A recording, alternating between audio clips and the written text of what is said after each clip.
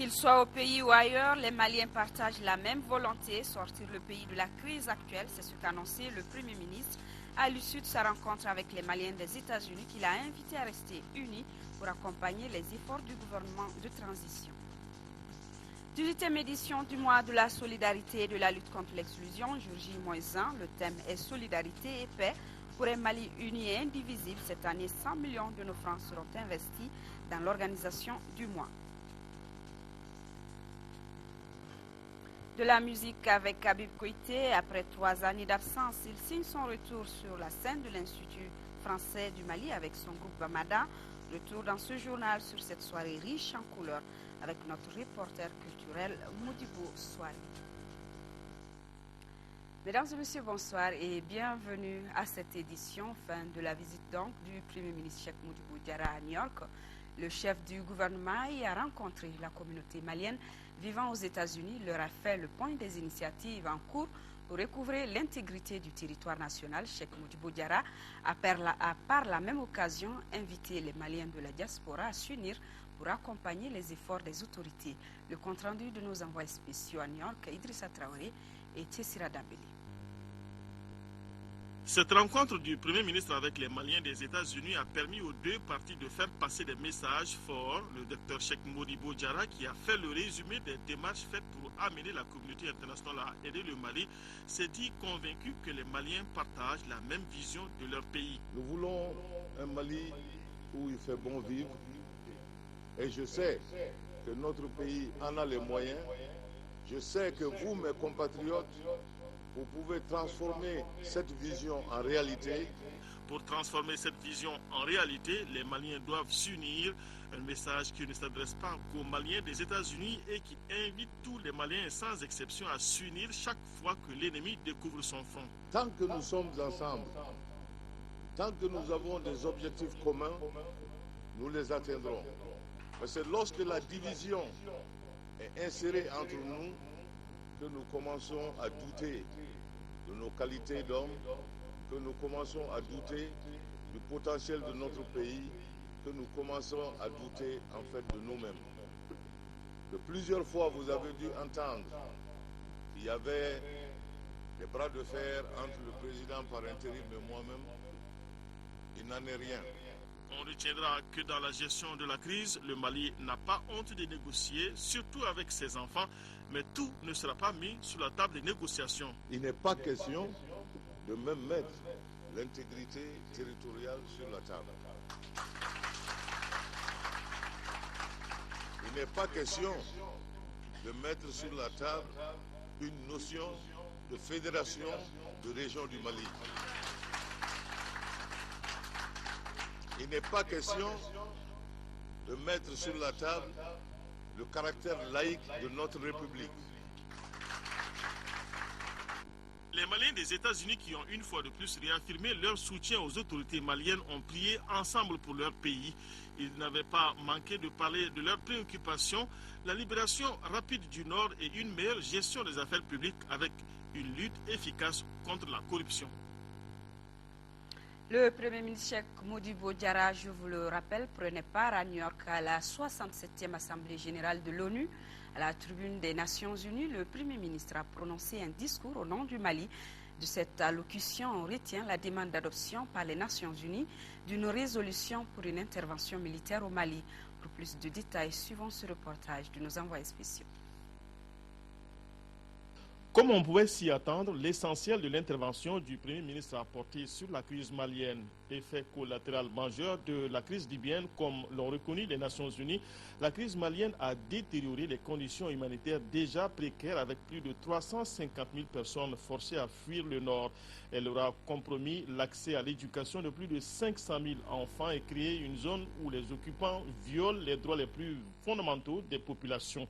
Malgré tout, la crise au Mali a été qualifiée d'une des urgences les plus négligées au monde selon le Haut Commissariat des Nations Unies pour les réfugiés.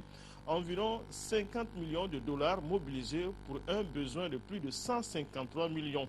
Aujourd'hui, le gouvernement compte sur la solidarité mondiale pour venir à bout de cette crise.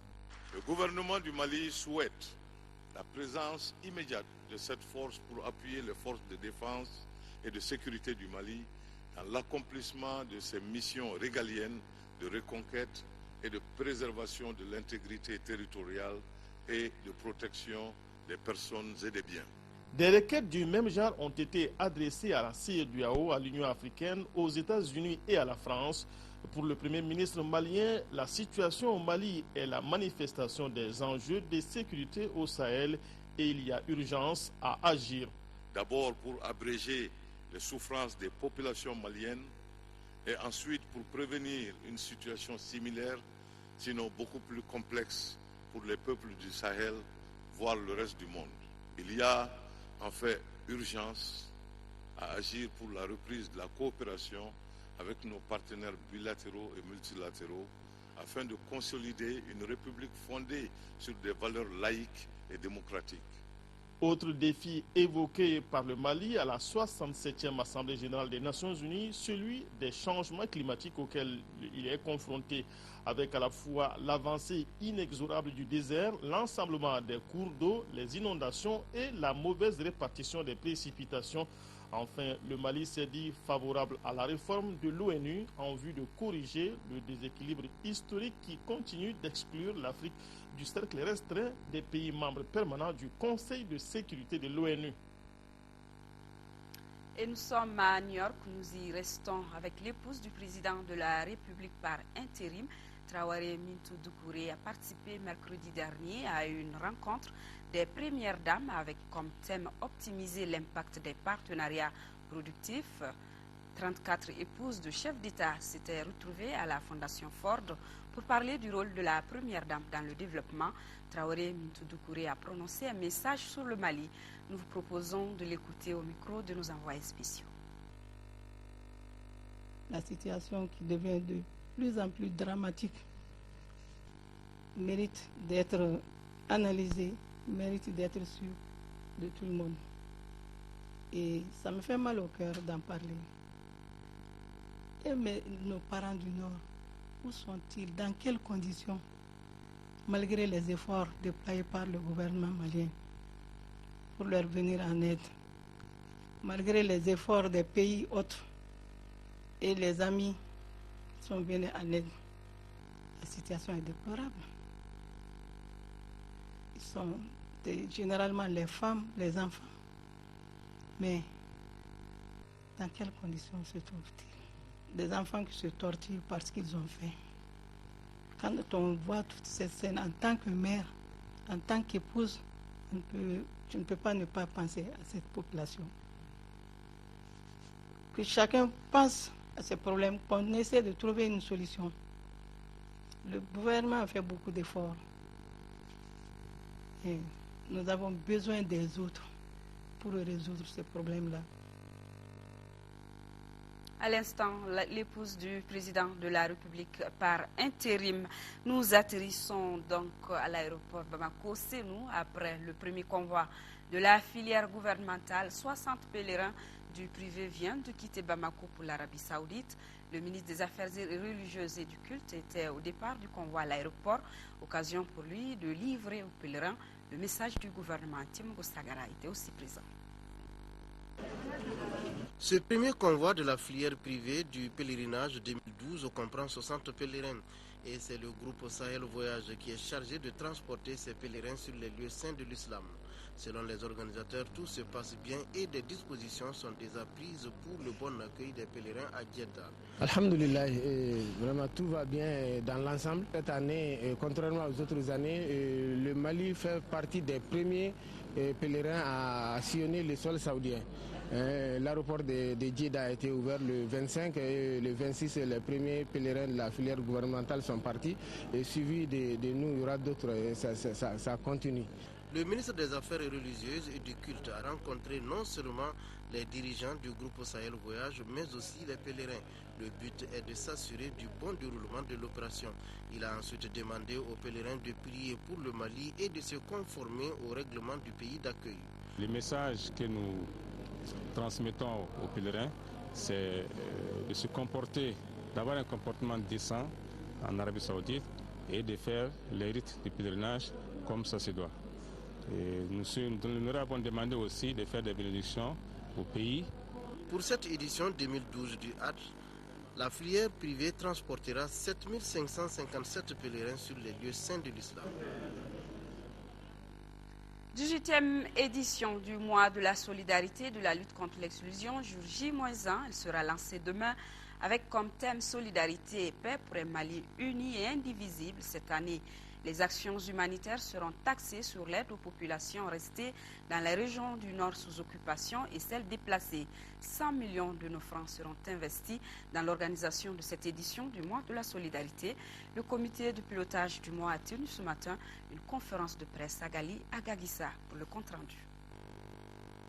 Cette 18e édition du mois de la solidarité et de la lutte contre l'exclusion sera lancée à un moment où le Mali vit la situation la plus difficile de son histoire. Dans un contexte particulier, un thème approprié, d'où le choix solidarité et paix pour un Mali uni et indivisible. Un thème qui a fait l'objet de débats lors de cette conférence de presse. C'était pour mieux édifier les journalistes sur la pertinence de l'organisation du mois. Cette année, par rapport à la particularité, nous avons décidé au niveau du comité de pilotage pour ne pas que des salutations soient opérées dans le sud, ne pouvant pas se faire dans le nord.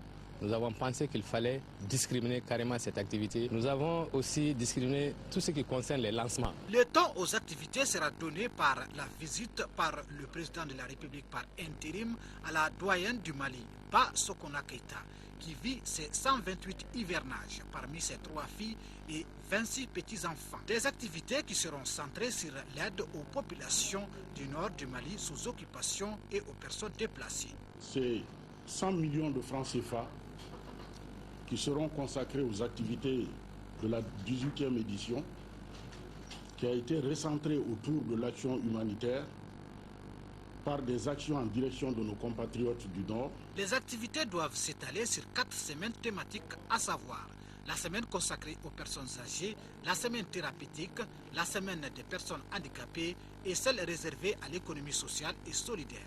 La clôture du mois aura lieu à Mopti le 30 octobre prochain sous la présidence du Premier ministre.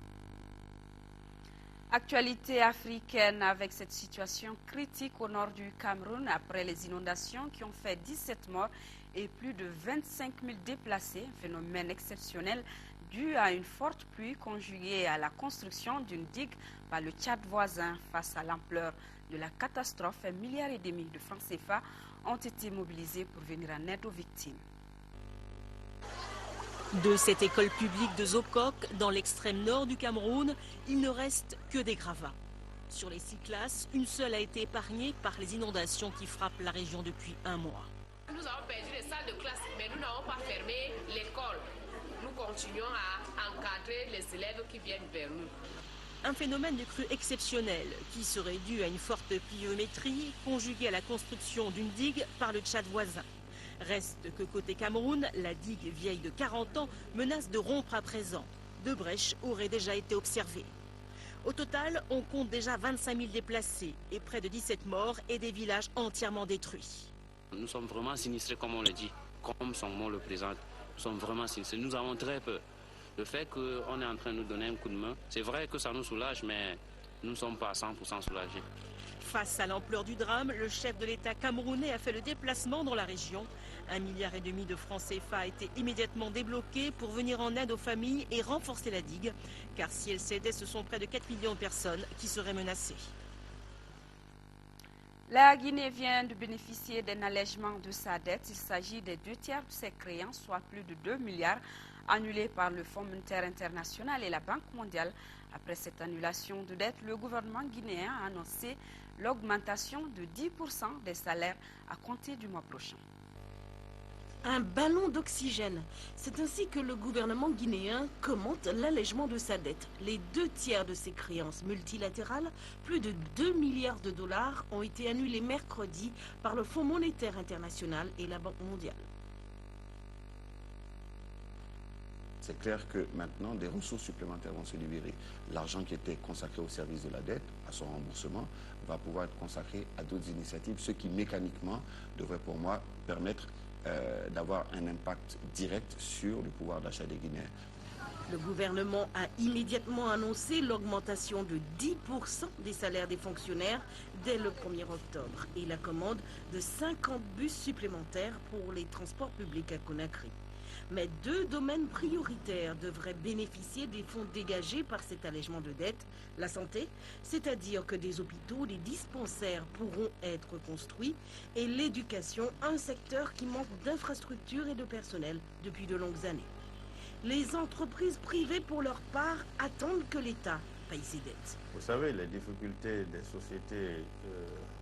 sociétés locales, avant, ce que nous subissons jusqu'à aujourd'hui, c'est que les dettes intérieures ne sont pas payées. Et quand on paye les dettes intérieures, l'économie va aller mieux et les sociétés de la place vont prendre de l'air et ils pourront mieux progresser. La Guinée a dû respecter de nombreux critères économiques pour bénéficier de l'allègement de sa dette et plus largement pour être considérée par les institutions financières comme un pays pauvre très endetté. Un statut qui lui ouvre un droit à des aides et des prêts substantiels. Retour à l'actualité nationale, le ministre du Travail, de l'Emploi et de la Formation professionnelle était en visite à Ségou. Dans la cité des Balanzans, Dr Diallo de Diakatra a eu une réunion avec les partenaires du programme d'appui à la formation et à l'insertion professionnelle et elle a aussi participé à une remise d'attestation de Ségou. Le compte rendu avec Brahima Kone.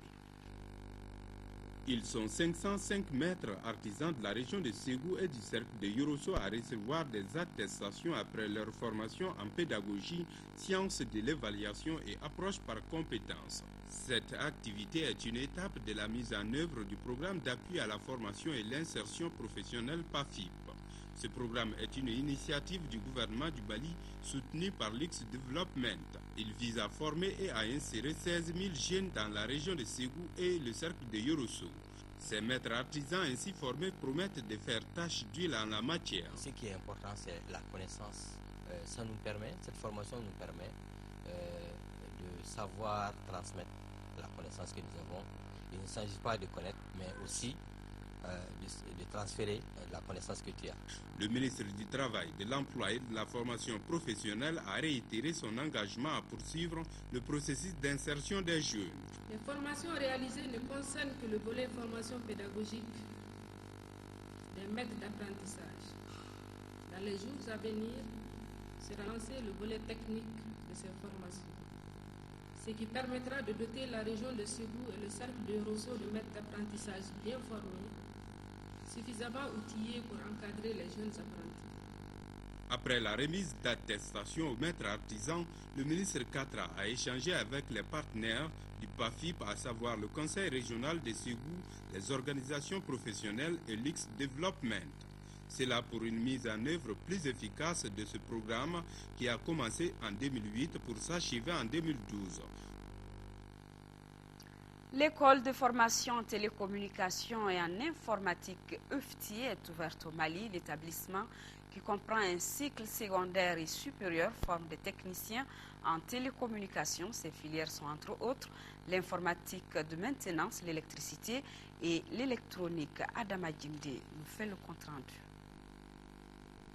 Ça y est, l'unité de formation en télécommunication et informatique IFTI ouvre officiellement ses portes. Situé à Kalabankoura ACI, l'établissement forme en 4 ans après le DF des techniciens en télécommunication et informatique et 3 ans après le bac des techniciens supérieurs en télécommunication licence professionnelle. Les promoteurs ont une grande ambition pour ce projet. IFTI est appelé à jouer le rôle prépondérant de première école de formation et de perfectionnement professionnel des techniciens qualifiés de niveau BT, ingénieurs de premier cycle et de licence professionnelle. Au niveau du ministère de la Communication, nous assurons les promoteurs que nous serons toujours à leur côté pour que cette école puisse aller de l'avant, mieux se développer et répondre aux besoins que nous aurons dans les années à venir par rapport à la révolution technologique. IFTI comprend 11 salles de classe, 2 ateliers, 2 laboratoires équipés en fibre optique et serveurs informatiques. Elle a une capacité de 700 places. Pour relever le défi du numérique, la direction peut déjà compter sur son département de tutelle. Je puis vous assurer de notre accompagnement. nous serons sur place à tout moment pour accompagner et l'école et les élèves effectivement dans leur encadrement. Et nous serons disponibles pour apporter quelque appui que ce soit pour qu'ensemble nous puissions gagner cette bataille de la société de l'information. Les frais annuels pour le secondaire sont à 365 000 francs et 765 000 francs pour le cycle supérieur. La deuxième journée académique du Conseil national de l'Ordre des médecins du Mali s'est ouverte ce matin. Elle est placée sous le signe du serment d'Hippocrate et l'assurance maladie obligatoire. La cérémonie était présidée par le ministre de tutelle. Le compte-rendu d'Alpha Mega. La défense de l'éthique et de la déontologie reste une des missions de l'Ordre des médecins du Mali. Et c'est pratiquement ce qui justifie cette journée académique. Une journée qui est à sa deuxième édition. C'est une journée d'échange sur deux thèmes principaux, l'assurance maladie obligatoire, le serment d'Hippocrate. Nous fondons l'espoir débouche sur deux résultats majeurs. Un, créer un cadre approprié de dialogue, d'échange et de concertation entre les professionnels de la médecine et entre ceux-ci et les différents partenaires de la santé. Deuxièmement, participer au renforcement des capacités fonctionnelles et opérationnelles des participants. Cette rencontre d'échange est un cadre privilégié pour partager le point de vue des uns et des autres sur les thèmes choisis et au ministre en charge de la santé de rassurer l'ordre. Vous êtes les acteurs les mieux indiqués pour analyser et apprécier cette question hautement sensible.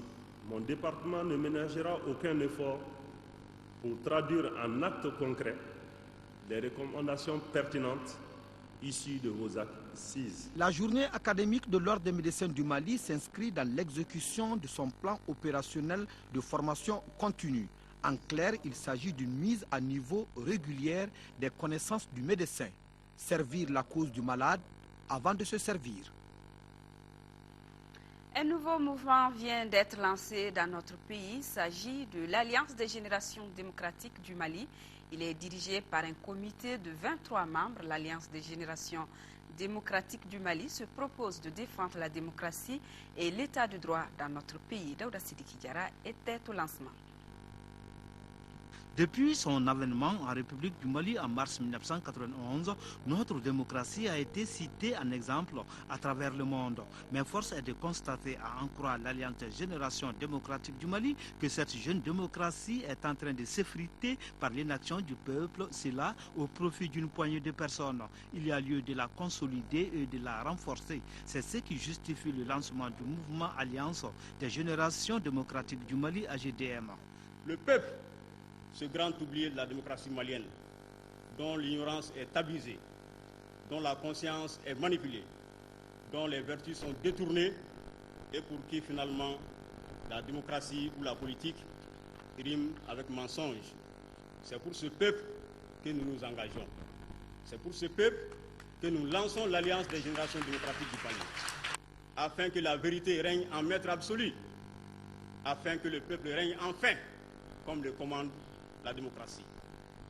La GDM se fixe entre autres comme objectif de défendre et de promouvoir la démocratie et l'état de droit au Mali, de cultiver l'excellence, la probité dans la gestion des affaires publiques. C'est pourquoi ce mouvement se veut évaluateur des 21 ans de démocratie au Mali. L'état des lieux a fait que tout le monde sait que c'est un monde corrompu, tout le monde sait qu'il y a manque. Et chaque acteur doit jouer sa partition. Nous pensons que nous allons le faire en ce moment précis parce que ça répond à un besoin. La GDM est dirigée par un bureau de 23 membres. Son logo est la carte du Mali en bleu qui symbolise un Mali vigoureux plein de vie. Le rôle de la jeunesse dans le processus de sortie de crise dans notre pays, le thème était au centre d'une conférence débat. Elle est organisée par la plateforme des associations des jeunes du Nord et sympathisants. Lors des échanges, les intervenants ont situé l'origine de la crise avant de déterminer le rôle que peut jouer la jeunesse dans sa résolution. Boubacar Sissoko. La plateforme des associations des jeunes du Nord et sympathisants entend jouer sa partition dans la recherche de solutions à la crise que vit le Mali. C'est ce qui justifie cette conférence débat dont le thème central est le rôle de la jeunesse dans le processus de sortie de crise au Mali. une recommandation essentielle que nous avons retenue aujourd'hui au niveau de la plateforme, c'est de travailler vraiment à unir davantage les jeunes, qu'ils soient du nord, du sud, du centre, de l'est ou de l'ouest. Il faille aujourd'hui aller vers une plus grande union en termes d'efforts des jeunes pour que nous puissions effectivement sortir de cette crise. Les intervenants ont abordé tous les contours de cette thématique. Ils ont donné des orientations utiles aux participants pour qu'ils puissent jouer pleinement leur rôle afin d'aboutir à une issue heureuse. Cette période exceptionnelle n'est pas une période de clivage et de divergence et de contradiction. Ça doit être une période d'entente sur un minimum de compromis permettant au pays de sortir de la crise. Maintenant, pour l'avenir, il faut que la jeunesse puisse aussi être consciente de son importance, de son rôle, qu'elle arrête d'être des instruments, des outils entre les mains de personnes qui n'ont pas forcément l'intérêt du pays à cœur. La première chose que moi je conseillerais aux jeunes, que ce soit maliens ou autres dans une crise, c'est de se déconnecter des hommes politiques, c'est de refuser d'être manipulés, c'est de refuser d'être des vassaux d'un mouvement ou des supplétifs d'un mouvement. Leur avenir, c'est par l'éducation. Les conférenciers ont également situé l'origine de la crise malienne dans la mauvaise gouvernance du pays. Pour y rétablir l'unité nationale et l'intégrité territoriale, la jeunesse doit développer le sens du patriotisme, ont-ils ajouté. Quelques nouvelles nationales en bref avec le Haut Conseil islamique du Mali et le Fonds de solidarité nationale qui ont remis hier des dons de diverses natures aux déplacés du Nord. Le ministre de l'Artisanat et du Tourisme, lui, s'est entretenu avec les artisans maliens avec comme objectif s'imprégner des conditions de travail de ces derniers. Enfin, la Jeune Chambre internationale Mali qui a clos hier son séminaire sur la thématique « Un regard pour les régions du Nord du Mali ». Des thèmes donc rassemblés et commentés par Fademba Keita. Le Haut Conseil islamique du Mali fait don aux déplacés, imams et chefs de quartier de la commune 2 du district de Bamako. Les dons sont composés de riz et de sucre. La cérémonie de remise symbolique aux autorités communales s'est déroulée hier à la mairie de la commune 2. Le Fonds de solidarité nationale vient de remettre un don à près de 400 déplacés du Nord. Le don est composé de vivres, de moustiquaires imprégnés, de couvertures et de kits scolaires. Coût total 10 millions de francs CFA. Par ce geste, les responsables du fonds respectent une fois de plus une tradition, celle d'accompagner le gouvernement dans ses efforts de prise en charge des coûts démunis. Les bénéficiaires ont exhorté les donateurs à continuer sur cette lancée en vue de venir en aide à d'autres personnes vulnérables. Le ministre de l'Artisanat et du Tourisme a rencontré hier les artisans maliens. Cette rencontre avait pour but d'échanger avec eux sur leurs préoccupations. Au responsable du département, le président de l'APCM, après avoir énuméré les résultats enregistrés, a évoqué certaines difficultés. Entre autres difficultés citées figurent la formation professionnelle et l'apprentissage, la révision de la politique nationale de l'artisanat et les moyens à mettre en œuvre pour accroître le développement de l'artisanat. Ce secteur joue un rôle important dans la croissance économique du pays. La grande famille de la Jeune Chambre internationale Mali vient de clore son séminaire sur la thématique « Un regard pour les régions nord du Mali ». Ce fut une grande opportunité pour chaque participant de s'interroger sur la crise du Nord. Les thèmes des conférenciers ont porté entre autres sur la situation géopolitique, l'histoire du peuplement des régions nord du Mali, la solidarité envers les régions nord du Mali. Après une longue réflexion sur ces thématiques, les jeunes ont produit un magazine intitulé « Semestriel de la Jeune Chambre internationale Bamako Espoir » qui sera vendu et la somme servira de dons pour les populations du Nord. La valeur de ce don, destiné aux 3 régions du Nord, est estimée à 500 000 francs CFA. Page culture à présent, après 3 années d'absence, Habib Koité signe son retour sur la scène de l'Institut français du Mali. C'était à la faveur d'un concert exceptionnel que l'artiste et son groupe Bamada ont donné hier soir. L'occasion pour le lauréat du prix Découverte RFI 1993 de revisiter son répertoire. Ce spectacle est le premier d'une série de productions que l'artiste entend faire à l'Institut français du Mali. Retour sur cette soirée riche en couleurs avec Modibo Soirée.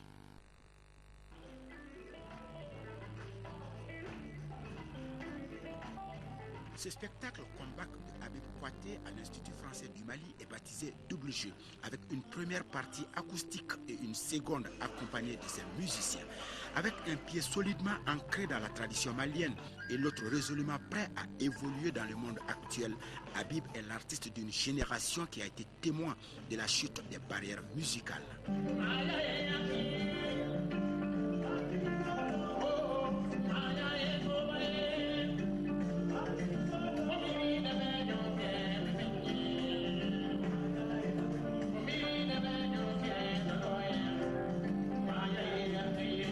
Ça fait 3 ans que je n'ai pas eu l'occasion de jouer ici, bon, à cause de mes absences, mais c'est l'occasion pour moi encore de montrer à mes fans que je suis là et que je continue, je suis en forme, je suis là avec mon groupe.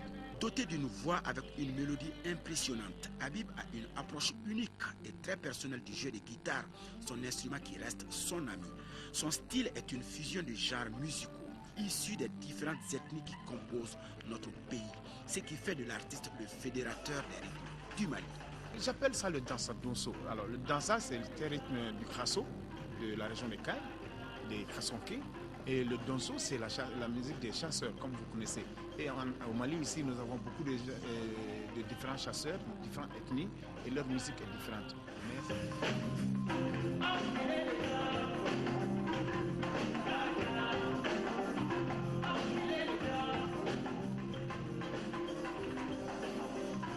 Parfaite symbiose donc avec sa musique, mais aussi et surtout avec son couple Bamada.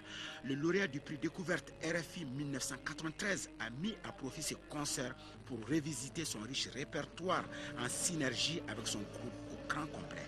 Une équipe qui reste soudée quand même pendant plus de 2 décennies. Voilà, c'est que les éléments ont l'esprit d'équipe, hein, comme on le fair play, comme des sportifs. Donc il y a ça aussi. Il y a le fait aussi qu'on est autour d'un projet qui fonctionne, c'est de faire de la musique, de faire des albums. Après cette série de shows à l'Institut français du Mali, Habib Kouyaté s'envole ce dimanche pour la Thaïlande dans le cadre d'une résidence musicale. L'actualité sportive, vous l'avez suivi, c'est l'Afrobasket féminin des moins de 18 ans qui a donné son épilogue ce soir avec le sacre du Sénégal 55 à 50 devant le Mali. Les 2 pays représenteront l'Afrique au prochain championnat du monde de la catégorie. Khalifa Nama Traoré retourne sur les temps forts de cette compétition. Le Mali rate de peu la consécration suprême à l'Afrobasket féminin des moins de 18 ans, celle qui devrait être sa 5e après les victoires finales de 1996 à Maputo, 2000 à Bamako, 2006 à Cotonou et 2008 à Tunis. Dominatrices dès le début du match, les Maliennes creusent l'écart. 6 points de différence jusqu'à la fin du premier quart-temps, 19-13. Les Sénégalaises reviennent dans le jeu et profitent de la maladresse de nos basketteuses pour se rapprocher, 28-29. Pour la première fois, les Sénégalaises prennent l'avance à l'entame du 3e quart-temps. Le mano à mano se poursuit, alors 34-34, 36-36 et finalement le Sénégal s'impose 40-38. Dans le 4e quart-temps, celui de la vérité, le duel reste serré, comme en témoigne le score 48-50 pour le Mali, puis 50-50 à 1 minute 40 de la fin. Les filles du Sénégal tiennent bon pour l'emporter 55-50. Les Maliennes peuvent bien se consoler avec le trophée la meilleure tripointeuse gagné par Mariam Koné et celui du meilleur pivot revenu à Aminata Traoré. Félicitations aux filles, nous sommes à la fin de ce journal. Une pensée profonde à l'endroit de nos parents des régions du Nord vivant sous occupation. On ne vous oublie pas, l'édition de demain 13h vous sera présentée par Nyanya Aliou Traoré. Je vous retrouve, s'il plaît à Dieu, quand il sera 20h. Merci et bonsoir à tous.